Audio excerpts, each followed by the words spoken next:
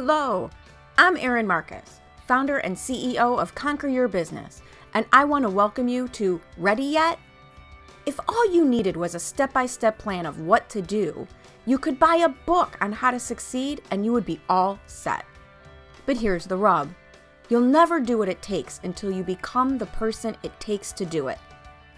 The Ready Yet podcast is dedicated to those who are ready to become the person who succeeds, ready to become the person who steps into more, and ready to become the best version of themselves. In the I'm Ready interview series, join me for inspiring conversations with people who figured out who they needed to be in order to achieve their dreams, and were brave enough to be that person. Hello, and welcome to this episode of the Ready Yet podcast, where I love having these amazing conversations with people because, as you know, you just will never do what it takes until you become the person it takes to do it.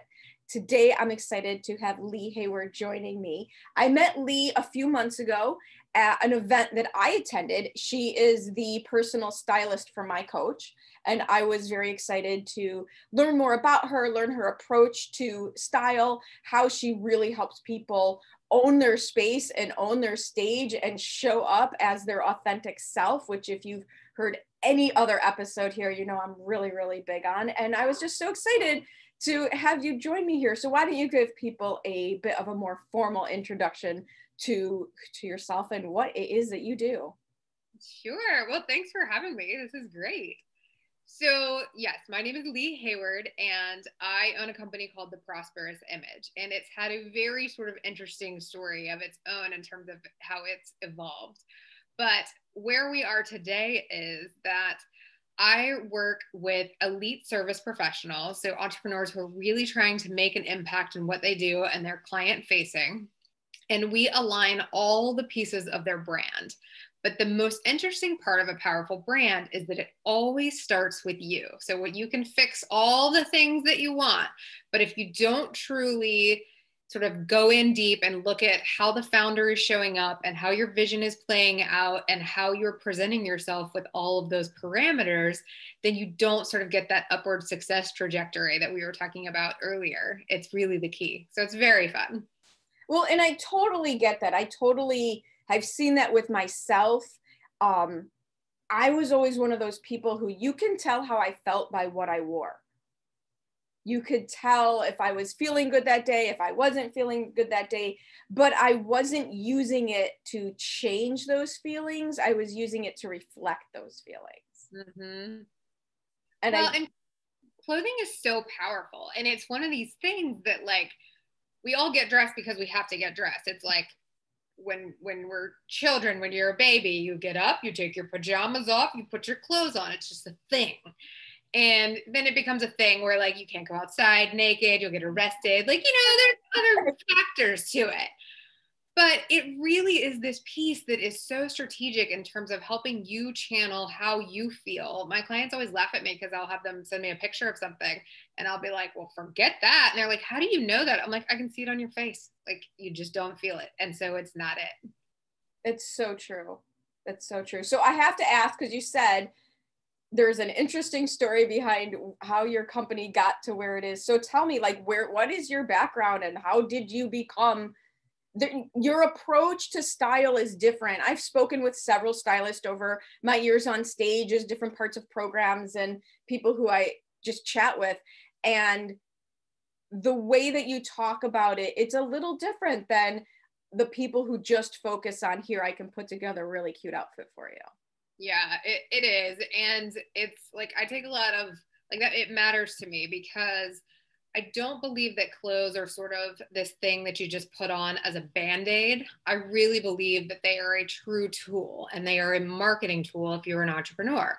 So, I mean, my backstory is that, like, if you were friends with me in elementary school, like, I just couldn't even help it. I was like, what's in your closet? Let's have a look.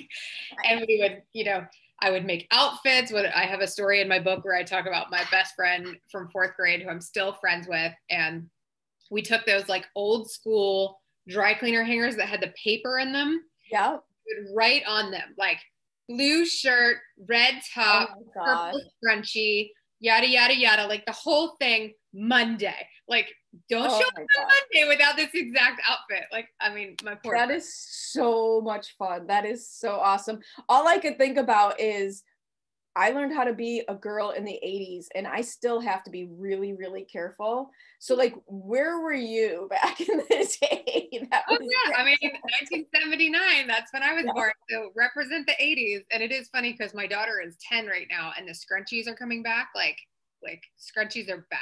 But anyway, so I've sort of been dabbling in this my entire life of just like you couldn't stop me from being like, let's play dress up. Nice. And then after I graduated from college, I went and got a real job and I had a very successful sales career in the equestrian industry, which is very Oh, wow. relevant for me because I've ridden horses since I was 5. So it was like a dream job. But all I did was like drive around dreaming of like what I was going to create for myself because I was working for another company. Nice. And I watched a lot of What Not to Wear. Oh my, so can I share my story with you? Will you promise not to judge? Oh yeah. What I love that show. I absolutely love that show. And one of the absolute lowest points in my entire life is when someone showed up in the 360 room wearing a skirt from J. Crew that I owned. Oh Now, no. in my defense, it was white and it had pink pineapples all over it. Okay. And in my defense, first of all, I did not pair it with anything like the woman. I'm just saying right there. I did a better job with it, okay? But I was working really hard at the time to be a girl and let go of the tomboy image that I had. And what better way to do that than a white skirt with pink pineapples on it? I mean, seriously. Come on. And then it was in the 360 room of What Not to Wear. And I immediately went upstairs and threw it away. I didn't even donate it. I threw it away. Oh no. Well, I mean, I do miss that show. I mean, I really created a career off of Stacey London and Clinton Kelly, and I would watch it and basically teach myself. I mean, I already had like a natural knack for it, but I would teach myself like the right verbiage and how to do it and yada yada. And so I wrote a press release one day and was like, this is the company I have. This is what I can do for you. And it got published and somebody hired me. And I was like, okay, I'm going to do this now. Yes, we're a stylist. Here we go. That's fantastic. Yeah. And so over time, it evolved into being very much more specific in terms of I work specifically with entrepreneurs who are really truly building something and are using their image as a marketing tool. But it's been so fun along the way. So how do you apply it to yourself? Oh man, I mean, that's the biggest thing. I mean, and that's kind of what I sell is like I believe that you show up every day and you have an opportunity to show up every day in a way that moves you forward. And I'm just not interested in spending days where I'm not moving forward. And there are days where you don't, but I don't wake up saying like, I hope I don't get anywhere today, you know? There's the days that end that way, but they certainly don't need to start that way. Exactly. So the game is really all about alignment. Like, how do you figure out like who you need to be? And I say need to be from an opportunity perspective, not a should perspective. It's not about like being somebody you think you should be. It's about being the person that is really going to help you get to wherever it is that you want to go, 5 years, 10 years, tomorrow, whatever it is. And so you have to make sure that you're showing up in every area of your life, whether you're at the gym, whether you're on Zoom, whether you're picking up your kids, no matter what you're doing, as that person. Well, and the way that you're describing it, I would say it's not who you should be, but who you're trying to be. Who are you, physically, who are you? How does the person you really want to become, how would they look? Because one of the big challenges I had in my corporate life that really followed me into my entrepreneurial world and I think held me back for a while because I was a total tomboy rocker, leaning towards punk, blue hair, shaved head. I mean, I'm 50, still have a shaved head thing. But when I get dressed for work, I always felt I would describe it as shopping in someone else's closet because of what I should look like. Right. And the fact that it didn't jive with who I was, you have to do that in corporate, but once I became an entrepreneur, it just like something feels off to people. Right. Well, and the secret, and I think the thing that surprises people is that you actually don't have to do it anywhere. It's harder to do it in a corporate environment where you have a dress code and you have to stay in a certain box. As an entrepreneur, you do have more flexibility and more fun and the ability to really kind of like use it and play with it. But no matter what genre you've got your foot in, the real key is figuring out how to make it work and be authentic at the same time. And it can be done no matter what. I mean, I have done it. Like you name a funny situation. Okay, can you share something? I like, what is the with obviously without naming names, like, because what I see this in a lot of people where they're showing up in clothes that fits what they think a brand is supposed to be. And my mind immediately goes to a flowy life coach. And I get I'm not using the right words, but I get the idea behind it. But instead, you're giving off an image of scattered. Mm-hmm. Yeah. I mean, and I think anytime you are in business, if you are selling something, you must look like people have paid you many times, not just one time. And that's the biggest key is you have to marry that with, let's say that you are flowy, hippy dippy trippy, like that's your thing, like do that, but you have to marry it with an element that makes you project yourself as somebody that is super successful and authentic to themselves. So that's a really important key to kind of make sure that you're doing both of those things. I always tell people that they're really getting dressed for two people. Like the first one, first and foremost, is you're getting dressed for yourself. But then second, if you are in business, you are getting dressed for your audience or your client, whatever you want to call it. And it is silly not to like take that into account. You don't like put a costume on for them, but you ask yourself, like, where on this dial do I need to be so that they are able to resonate with me and I'm actually able to help them? Awesome. I say that one of the groups of people that I work a lot with are financial planners. And it's a line that I've said to them a lot. Listen, if you're going to try to get people to trust you with their money and invest their money, you have to look like you have at least some money. Right? I mean, it's really key. Like, and it's funny too, because a lot of times, well, actually right now it's happening. I have so many people that I'm working with right now for one reason, that their sales have dramatically dropped because of Zoom. And so I am not a sales coach, specifically, but I can tell you why their sales have dropped. Like, because when you are in front of a computer, how we are all right now, it's harder to really like project all of those things that give people this well-rounded version of you that help them know, like, and trust you. Yep. And so you have to really play to this little box to figure out how are you going to make people know, like, and trust you so that they buy from you. Well, and it's honestly, now that you say that, I'm standing up right now. When I am speaking or doing my podcast, when I am doing anything where normally, because I'm somewhat animated person, I don't sit still very well. I'm also only 5 feet tall. So when I sit in my office chair, I tend to fall out because I don't reach the floor correctly. So I've learned if I'm going to do something where I really want to project energy, I have to stand up to do it. Yeah. I have learned out I have to at least plant my feet, because if I start pacing like I do on stage, I just kind of walk myself right out of my little Zoom box. And then you're like, oh, wait, here I am.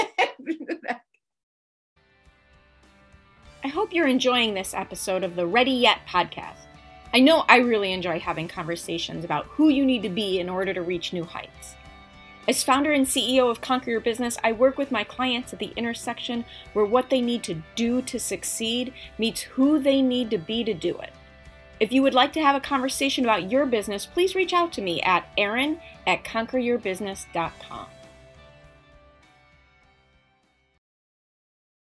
So tell us more about you. Tell me, let me see, what can I ask you? What are you absolutely most proud of?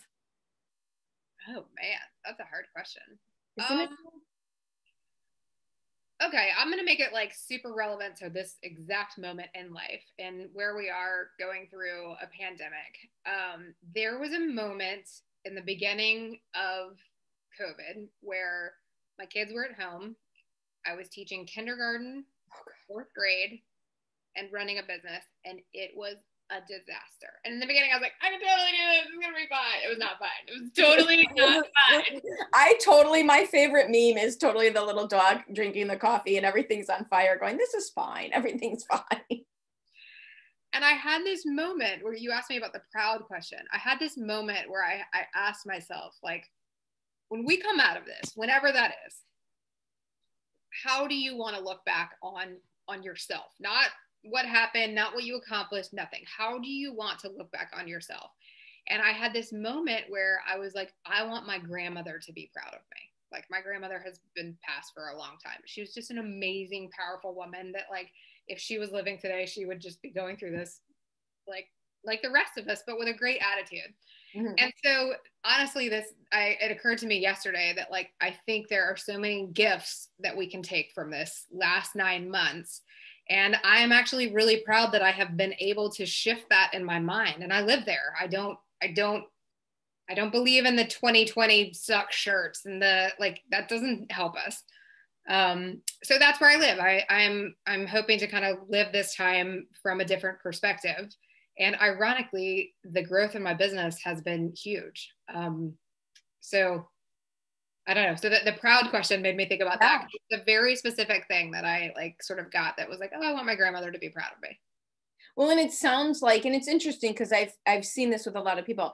The thing you're most proud of is also, I'll often ask people, what's the biggest obstacle they've overcome? And so many times it's the same answer. Mm-hmm. Yeah. Well, and I think my biggest obstacle is myself. You know, when I started a business, I started a business because I watched What Not to Wear. So I didn't know anything about starting a business. And so really the biggest obstacle was always just removing myself out of the way for the growth that I needed. And once I figured that out, I mean, woo, you can go places really fast. Actually, so there's a story. So my mentor at the time was David Nagel, and David is actually how I met your mentor. That's how I met Amira as well. Okay. All right. So this was, a million years ago, but I am standing in front of David at an event, and he said to me, why do you dress the way that you do? And I was like, oh, I mean, I have an answer. Like, it is like I could write you a dissertation on the reasons why. And he was like, I don't remember the exact thing that he said, but the gist of it was, he was like, well, you always look fantastic, but I would ask yourself if you're like showing up as who you truly are. And I thought about it, and I was like, no. I had 3 specific reasons for why I dressed the way I did. 1 was because I thought I was looking professional. 2, because I thought I was looking approachable. I don't remember what the 3rd one was, but there were these very specific things.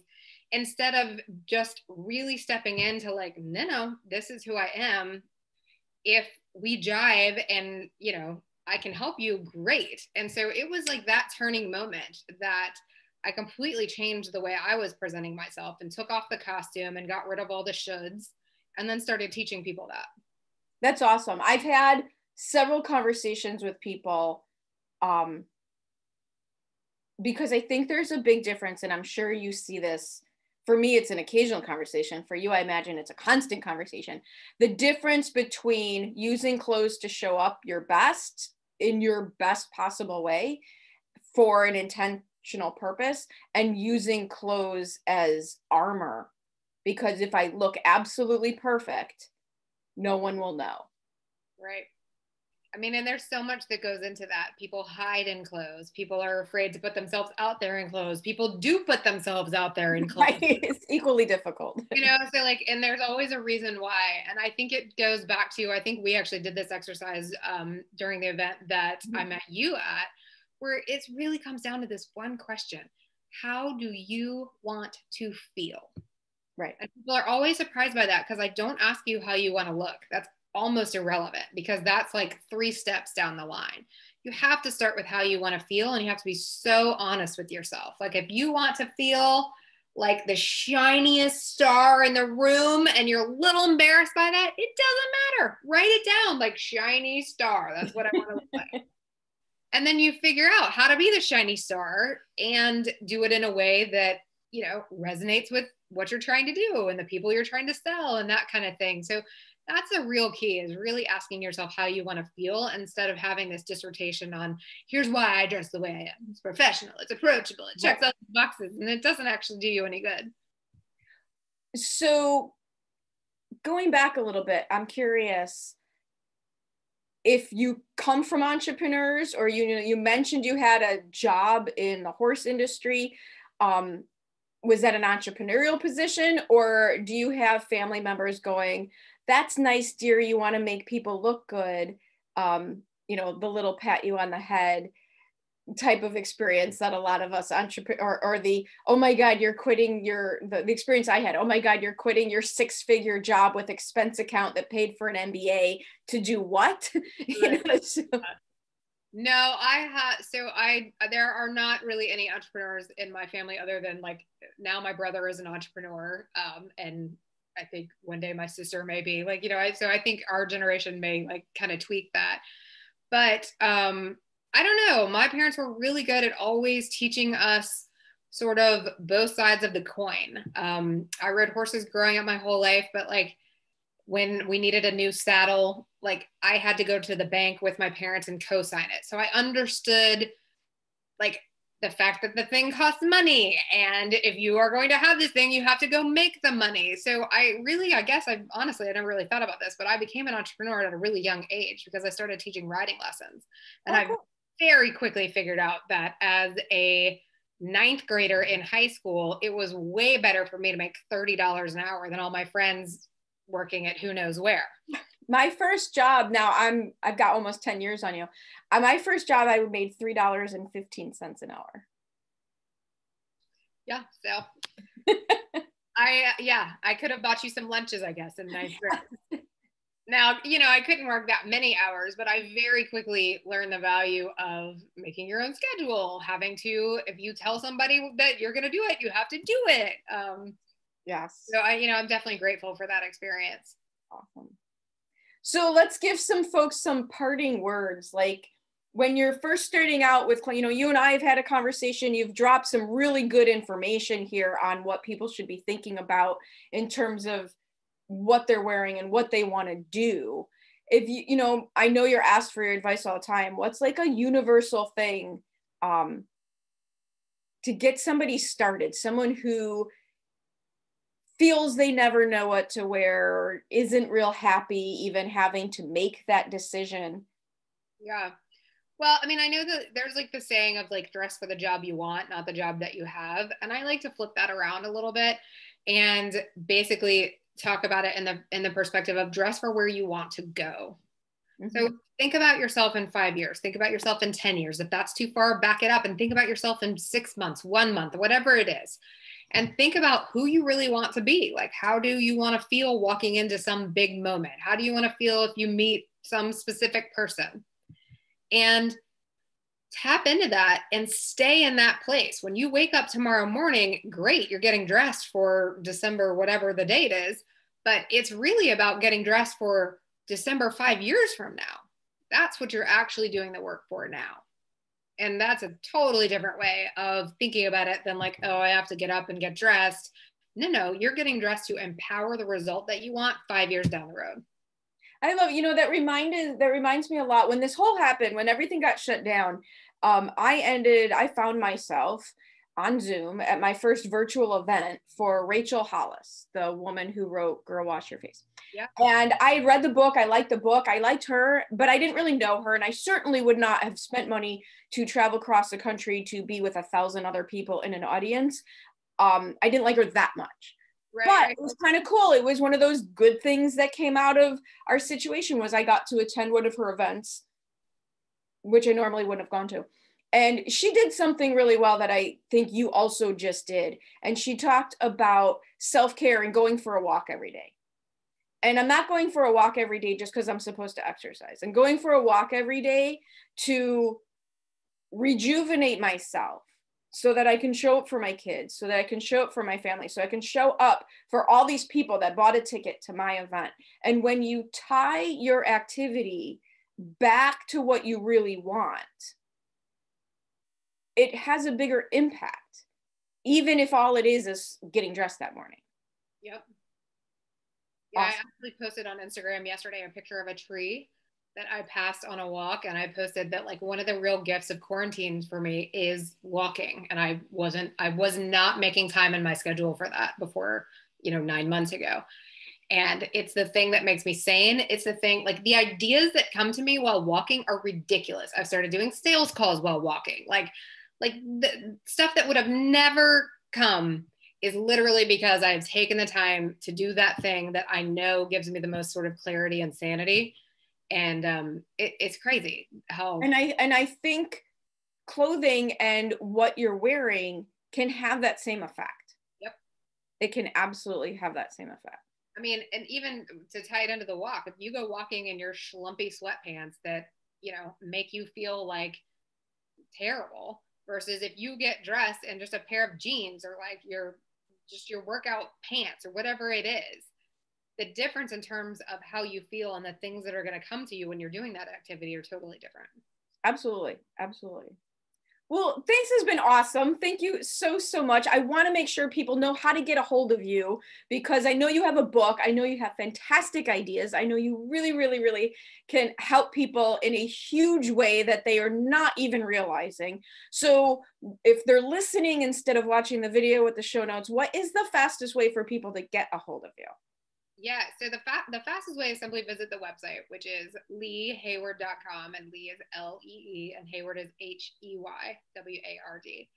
And actually, if people want, they can shoot me a message through the site and ask me for a digital copy of my book, and I'll send it to you.